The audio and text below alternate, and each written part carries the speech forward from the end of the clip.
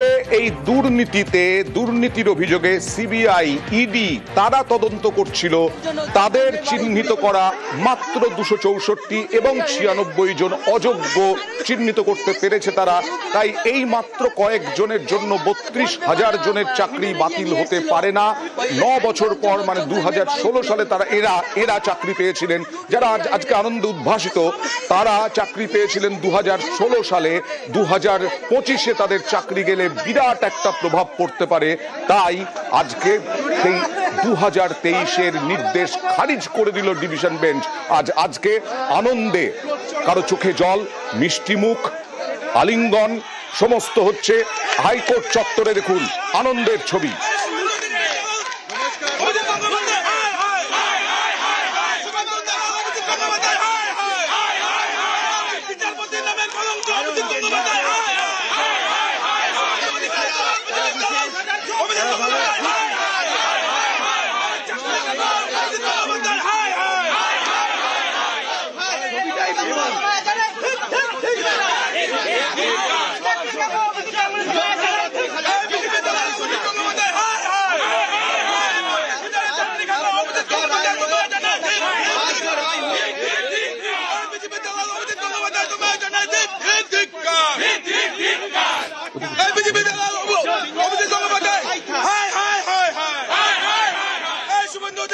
অভিজিৎ গঙ্গোপাধ্যায় রায় খারিজ হওয়ার পরে কোর্ট চত্বরে, হাইকোর্ট চত্বরে বহু শিক্ষক তারা উপস্থিত ছিলেন এবং তারা এই পালন করছেন। কথা বলবো প্রতিনিধি অর্ণবের সঙ্গে। অর্ণব, ওই বিষয়টা আরেকবার জানতে চাইবো। যারা এই মুহূর্তে নিউজ 18 বাংলায় চোখ রেখেছেন, 264 এবং 96, তার বাইরে আর কোনো অযোগ্য চিহ্নিত করতে পারেনি ইডি বা সিবিআই।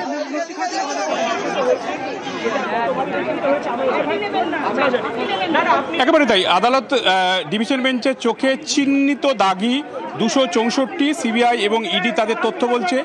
একই সঙ্গে 96 জন যারা ন্যূনতম যোগ্যতম না থাকা সত্ত্বেও চাকরি পেয়েছিল, সেই সংখ্যাও তারা কিন্তু এজলাসে জমা দিয়েছিল। এই 264 এবং 96 যে চাকরি চিহ্নিত অযোগ্য ছিল তাদের কিন্তু ইতিমধ্যেই চাকরি থেকে বাদ দেওয়া হয়েছে, এমনটা আদালতে জানিয়েছে প্রাথমিক বোর্ড। যদিও 264 যারা ট্রেন ছিল তারা সুপ্রিম কোর্টের আদেশে আবার তারা রিইনস্টেট হয়, তারা নিজের চাকরিতে পুনরায় ফিরে এসছে। এই অবস্থায় চিহ্নিত দাগি বা কারা অযোগ্য এটা চিহ্নিত করার যাদের উপরে দায়িত্ব ছিল সেই কেন্দ্রীয় এজেন্সি সিবিআই বা ইডি তারা নির্দিষ্ট করে তথ্য তুলে আনতে পারেনি। তাদের শুধু ইনভেস্টিগেশন নয়, তারা চার্জশিট জমা দিয়েছে, তারপর অতিরিক্ত চার্জশিট জমা দিয়েছে এবং বেশ কিছুটা সময়, অনেকটা সময় তারা পেয়েছে, কিন্তু এখনো পর্যন্ত ট্রুথফুল কিছু তুলে আনতে পারেনি। কাজেই এখন যা দাঁড়ালো, অর্থাৎ একক বেঞ্চ 2023 সালে 12 মে যে জাজমেন্ট দিয়েছিল বিচারপতি অভিজিৎ গঙ্গোপাধ্যায় তত্ত্বাবধায়ক বিচারপতি, সেই জাজমেন্টে বলা হয়েছিল অ্যাপটিটিউড টেস্ট হয়নি। কিন্তু অ্যাপটিটিউড টেস্ট হয়নি তার প্রামাণ্য নথি কোথায়, তথ্য কোথায়? এক্ষেত্রে বিচারপতি অভিজিৎ গঙ্গোপাধ্যায় তার 12 মে 2023-এর জাজমেন্টে সেখানে তিনি উল্লেখ করেছিলেন যে ইন ক্যামেরা রুদ্ধদ্বার শুনানিতে বিভিন্ন জেলা থেকে তিনি ইন্টারভিউয়ারদের ডেকেছিলেন, তাদের বয়ান লিপিবদ্ধ করেছিলেন এবং সেই বয়ানে একাধিক ইন্টারভিউয়ার নাকি সাক্ষী দিয়েছিল। যেহেতু ইন ক্যামেরা তাই আমরা নাকি বলছি, কিন্তু জাজমেন্টের কপি থেকে আমরা যেটা দেখেছি এই ইন্টারভিউরা সাক্ষী দিয়েছিল তাদের কাছে অ্যাপটিটিউড টেস্ট কিভাবে নিতে হবে তার কোনো নির্দিষ্ট গাইডলাইন ছিল না, বা এই অ্যাপটিটিউড টেস্ট এটা কি তারা অনেকেই জানে না। কাজেই সিঙ্গেল বেঞ্চের বিচার পর্যবেক্ষণে এটা সামনে এসেছিল বা জাজমেন্টে সামনে এসেছিল অ্যাপটিটিউড টেস্ট হয়নি। প্রাথমিক শিক্ষক নিয়োগের 2016 সালের যে নিয়োগ প্রক্রিয়া তার যে বিধি, সেই বিধিতে তা এই নিয়োগ প্রক্রিয়ার একটা অংশ ছিল অ্যাপটিটিউড টেস্ট। কাজেই এই অ্যাপটিটিউড একটু সঙ্গে থাকো, এই ব্যাপারটা নিয়ে আবার আসবো তোমার কাছে কিছুক্ষণের মধ্যেই। ম্যানের কাছে গুড ম্যান হওয়া, গুড উইল তৈরি করা, নিজস্ব একটা ইমেজ জাহির করার জন্য এই রাত তার বলির পাঁঠা করা হয়েছিল এই 32,000 ফ্যামিলিকে। কোনো প্রমাণ ছাড়াই উনি একটা নির্দিষ্ট নিজের চিন্তা ভাবনার উপর কেন্দ্র করে কিছু জনকে ওনার পরিচিত লোক বা ওনার পরিচিত জায়গা থেকে ডেকে এনে এরকম একটা রায় যেটা দিয়েছিলেন, তাই আমরা 3 বছর ধরে আমরা একটা অনিশ্চিত জীবনযাপনের মধ্যে দিয়ে যাচ্ছিলাম, দোলাচলের মধ্যে দিয়ে যাচ্ছিলাম। আজকে রায় এত কাউন্সিলকে এতদিন ধরে শুনানি দিয়ে এবং সমস্ত কাউন্সিলের যে সাবমিশন সেটাকে রেকর্ড করে এবং সমস্ত দিক বিচার করে আজকে ডিভিশন বেঞ্চ অত্যন্ত দ্রুততার সাথে যে জাজমেন্ট দিয়েছে তাতে অভিজিৎ গঙ্গোপাধ্যায়ের যে জাজমেন্ট সেটাকে সেটিসফাইড করা হয়েছে এবং যাদের চাকরি চলে গেছিলো সেই চাকরি বহাল থাকলো। এবং এর সাথে সাথে যেটা সোশ্যাল সাইড আমরা বলবো, কারণ আমি একটি মাত্র অ্যাসোসিয়েশন বঙ্গীয় প্রাথমিক শিক্ষক সমিতির পক্ষ থেকে অ্যাপিয়ার করেছিলাম, যেই সংগঠন একমাত্র সংগঠন এখানে মামলা লড়েছে। সেক্ষেত্রে পশ্চিমবঙ্গের যে বেহাল শিক্ষা ব্যবস্থা সেটা নিশ্চয়ই পুনরুদ্ধার হবে। এই শিক্ষকরা যদি তাদের যোগ্যতার সাথে যেভাবে কাজ করেছেন সেটিও ডিভিশন বেঞ্চ রেকর্ড করেছে যে এই শিক্ষকদের বিরুদ্ধে কোনো রকম কোনো অভিযোগ আসেনি। অতএব সেটা আবার বেহাল অবস্থাটা নিশ্চয়ই ফেরত আসবে, এই আশা আমরা রাখতে পারি। এই যোগ্য যেভাবে করা গেল না বলি করা গেল না বলি কি বেনিফিট অফ ডাউট মানবিকতার খাতিরে এই চাকরি বহাল সেটা পুরো জাজমেন্ট না পড়লে বলা যাবে না। তবে সিবিআই এর বক্তব্যটা রেকর্ড করেছে ডিভিশন বেঞ্চে, যেই পোর্শনটা জয় সাহেব পড়েছেন তাতে বলেছেন যে সিবিআই যতদূর পর্যন্ত ইনভেস্টিগেশন করেছেন এবং চার্জশিট জমা দিয়েছেন তার ভিত্তিতে যাদেরকে চিহ্নিত করা গেছে তাদেরকে বাতিল করা হবে। কিন্তু তাছাড়া বাকি সবটাই কিন্তু অ্যাজাম্পশন প্রিজাম্পশনের উপরেই হয়েছে। সেরকম কোনো কংক্রিট ডেফিনিট যেটাকে বুলেট পয়েন্ট সেটা তথ্য নেই কোর্টের কাছে। সুতরাং এই অবস্থায় এটা করা যাবে না। কার্তিক কুমার রায় আমার সাথে বঙ্গীয় প্রাথমিক শিক্ষক সমিতির। তার মানে এই আইনজীবী যেটা বললেন যে আদালত অনুমান সাপেক্ষে 32,000 চাকরি বাতিলের নির্দেশ দিয়েছিল। অর্ণব, একেবারে তাই। প্রাথমিক শিক্ষকদের যে সংগঠন তাদের তরফে একমাত্র তারাই মামলাকারী ছিল, নির্দিষ্টভাবে সংগঠনের কোনো মামলা করা হয়নি। আমার সঙ্গে রয়েছে আনন্দ হান্ডাবাবু, তাই তিনিও এই মামলার সঙ্গে যুক্ত ছিলেন। অর্থাৎ আমি আবারও যেটা বললাম যে একটা দুর্নীতি বা অনিয়ম প্রমাণ করতে গেলে তার সঙ্গে অকাট্য বা প্রামাণ্য কিছু নথি বা তথ্য জমা দিতে হয়। সেই অকাট্য নথি বা প্রমাণের অভাব রয়েছে। সিবিআই বা এজেন্সি যে প্রমাণ দিচ্ছে তাতে 96 জন আর এদিকে 264 জন, এই 360 জনের তথ্য রয়েছে। কাজেই 360 জনের চাকরি বাতিল হয়েছে।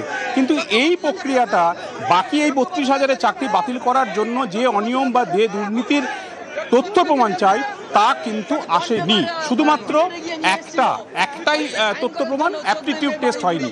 কি তথ্য প্রমাণ নেই, শুধুমাত্র আদালতে অভিযোগ এসেছিল।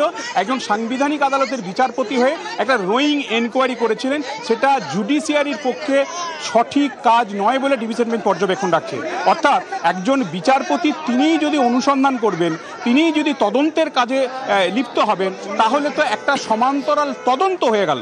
অর্থাৎ তদন্ত করার দায়িত্ব সিবিআইয়ের, ইডির, তদন্ত করার দায়িত্ব অন্য কোনো এজেন্সির, তদন্ত করার দায়িত্ব আজকে যে ডিভিশন বেঞ্চ জাজমেন্ট দিচ্ছে, এই ডিভিশন বেঞ্চের 2 বিচারপতি তো কোনো যে তথ্য প্রমাণ অভিযোগ আকারে আসবে বা অভিযোগ আসবে সেটা তো তারা তদন্ত করতে পারেন না। একটা সাংবিধানিক আদালত আর্টিকেল 226 এই সংবিধানের প্রয়োগে তারা নির্দেশ দান করেন, ক্ষমতা তাদের দেওয়া হয়েছে, সেই নির্দেশে কারো চাকরি যায়, কারো চাকরি ফিরে পায়। এই সাংবিধানিক আদালত কখনো একতরফা ঢুকে কোনো রোয়িং ইনভেস্টিগেশন অর্থাৎ একতরফা কোনো তদন্ত করতে পারে না। অর্থাৎ এই যে অ্যাপটিটিউড টেস্ট হয়নি, একক বেঞ্চের নির্দেশে প্রতিষ্ঠিত হয়েছে যে অ্যাপটিটিউড টেস্ট কিভাবে হয়নি, ইন্টারভিউয়ারদের ক্লোজ রুম বা ইন ক্যামেরা তাদের বয়ান রেকর্ড করে এটা একতরফা হয়েছে। তার কাউন্টার করার সুযোগ পায়নি প্রাথমিক শিক্ষা পর্ষদ। যদিও প্রাথমিক শিক্ষা পর্ষদ সেই মুহূর্তে আদালতে তার কাউন্টার দিতে যায়নি, তাদের যুক্তি ছিল ডিভিশন বেঞ্চে এসে যে তারা ওই বেঞ্চে গেলে কোনো বিচার পেতেন না, তাদের বক্তব্য শোনা হয়নি, তাদের এফিডেভিট দিতে দেওয়া হয়নি।